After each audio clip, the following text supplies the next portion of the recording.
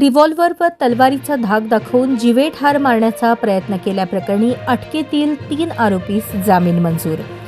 या प्रकरणात अक्कलकोट उत्तर पोलीस स्टेशन येथे 29 सप्टेंबर 2025 रोजी भारतीय न्याय संहिता 2023 चे कलम 109, 126, 2, 3, 5 आणि शस्त्र अधिनियम 1959 चे कलम 3, 4, 25 अन्वये आरोपी सचिन राठोड राहणार मुळेगाव तांडा, आकाश चव्हाण राहणार वडजी तांडा, अविनाश राठोड राहणार बक्षी हिप्परगा तांडा या तिघांविरोधात गुन्हा दाखल करण्यात आला होता।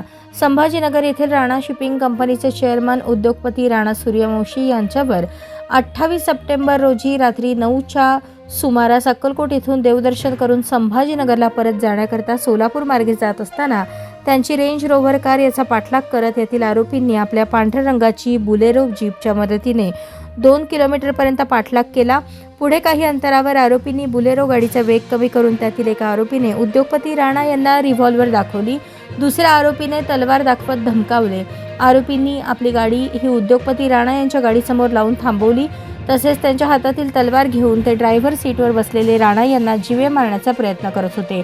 त्यानंतर आरोपीने दरवाजा अनलॉक करण्याचा प्रयत्न केला आणि तुझ्या डोक्यात तलवार घालून तुला जिवंत सोडणार नाही असे म्हणून त्यांच्यावर तलवार उगारली होती।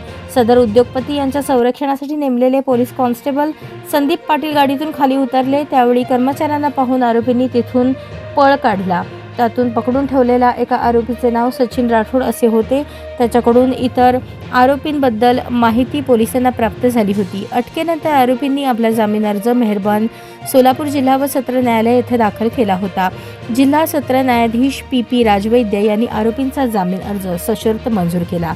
या प्रकरणात आरोपीतर्फे ॲडव्होकेट कधी राऊटी, advocate Dattatray Kapure, advocate Vaibhav Bonge, advocate Omkar Phadtare, advocate Shivratna Wagh, advocate Moin Pathan, advocate Manish Babre, advocate Rohit Thorat, advocate Ajay Waghmare यांनी काम पाहिले, तर सरकार पक्षातर्फे ॲडव्होकेट रामपुरे यांनी काम पाहिले।